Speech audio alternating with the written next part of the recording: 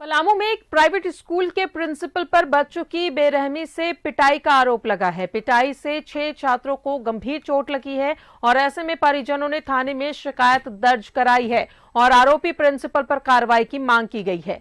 हालांकि प्रिंसिपल ने बच्चों की पिटाई से इनकार किया है। प्राइवेट स्कूल के प्रिंसिपल की करतूत, स्कूल नहीं आने पर बच्चों की बर्बर पिटाई।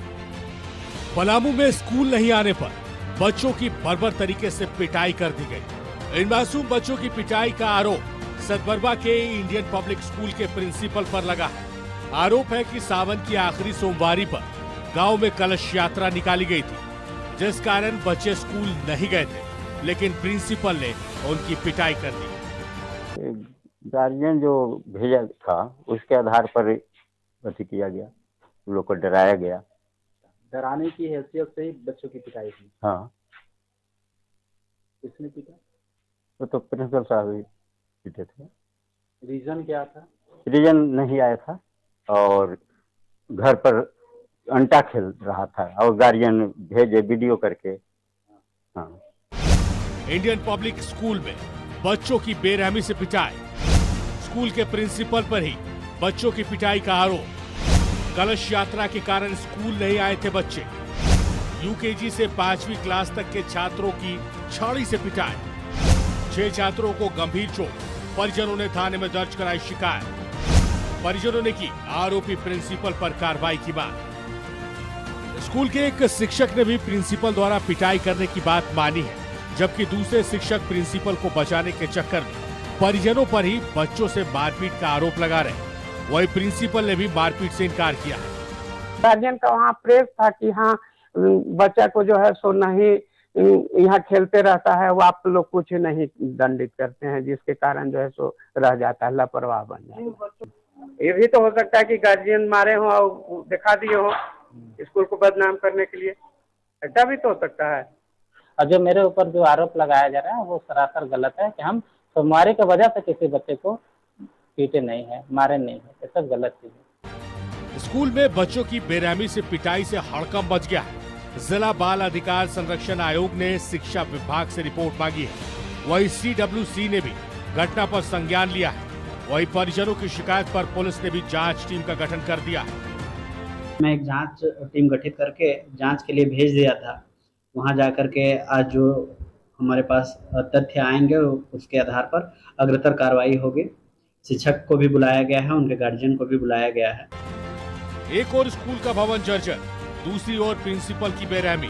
इंडियन पब्लिक स्कूल की यही कहानी है। पढ़ाई के नाम पर बच्चों की जिंदगी के साथ खिलवाड़ हो रहा है। सवाल ये है कि ऐसे स्कूल पर कार्रवाई कब तक होगी। न्यूजीलैंड भारत के लिए पलामू से संतोष की रिपोर्ट। और सीधा जुड़ेंगे सहयोगी सैयद शारिफ इब्राहिम हमारे साथ मौजूद है। शारिफ, रिपोर्ट देखी हमने कि किस तरीके से पलामू के private school Indian public school में बच्चों की किस कदर पिटाई की गई और वजह सिर्फ इतनी थी कि बच्चे सोमवार को स्कूल नहीं पहुंचे थे, यानी कि वो एब्सेंट थे। देखिए राजदा, वजह चाहे जो भी रही हो, लेकिन जिस तरह से बच्चों को पीटा गया, आपने भी तस्वीरों को देखा, 6 बच्चों की पिटाई की गई है। और सहायक शिक्षक की आप जस्टिफिकेशन सुनिए कि वो कह रहे हैं कि अभिभावकों ने खुद कहा था कि बच्चों पर सख्ती बरतती है। सख्ती बरतने का कतई ये मतलब नहीं होता कि आप चमड़ी उधेड़ दीजिए। छड़ी के निशान है बच्चों के, मासूम बच्चों के पीठ पर, पैरों में निशान है। और क्या हो गया शिक्षा व्यवस्था को समझ में नहीं आ रहा। अभी साक्षी के आरोपियों को अभी तक इंसाफ गिरफ्तारी नहीं हुई है। साक्षी जो पिछले दिनों रांची में 4 टीचर की प्रताड़ना से तंग आकर एक बच्ची ने जहर खा लिया था। और उसके बाद फिर इंडियन पब्लिक स्कूल पलामू से इस तरह की तस्वीरें आती हैं जहां बच्चे स्कूल नहीं पहुंचे, नहीं गए, वजह चाहे जो भी रही हो। उसके बाद प्रिंसिपल ने उनकी बुरी तरह से पिटाई कर दी और प्रिंसिपल कह रहे हैं कि उन्होंने नहीं पीटा, अभिभावकों ने पीटा। मतलब किसी बेवकूफ को भी अगर ये कहा जाए, मुझे ये कहने से कतई परहेज नहीं हो रहा है कि परिजनों ने अपने बच्चों को, 6 परिजनों ने अपने अलग अलग बच्चों को पीट दिया और चमड़ी उनकी उधेड़ दी, तो ये कहीं से भी कोई भी नहीं मानेगा।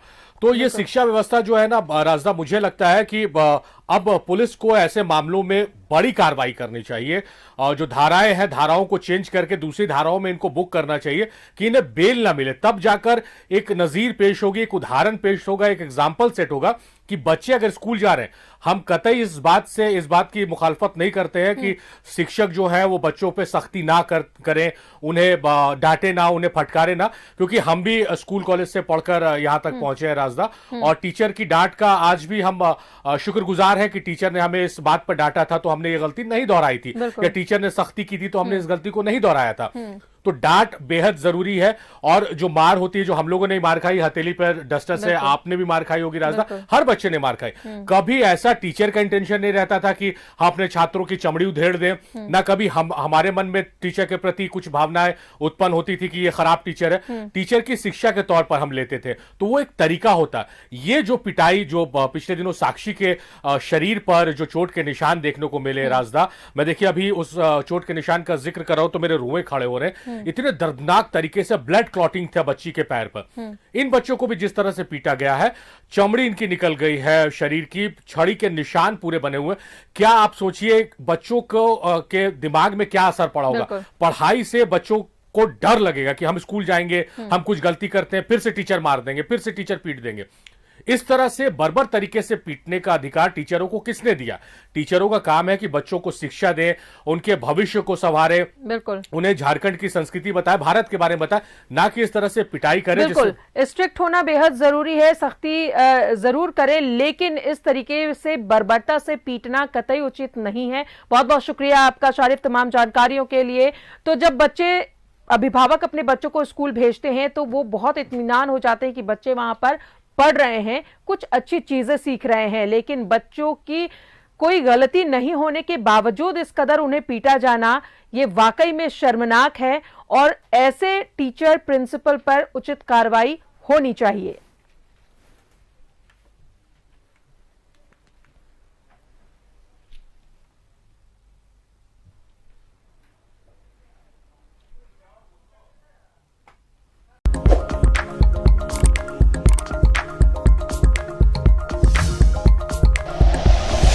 Like and share videos, subscribe करें हमारा चैनल और प्रेस करें बेल आइकॉन। न्यूज़ 11 भारत, सच है तो दिखेगा।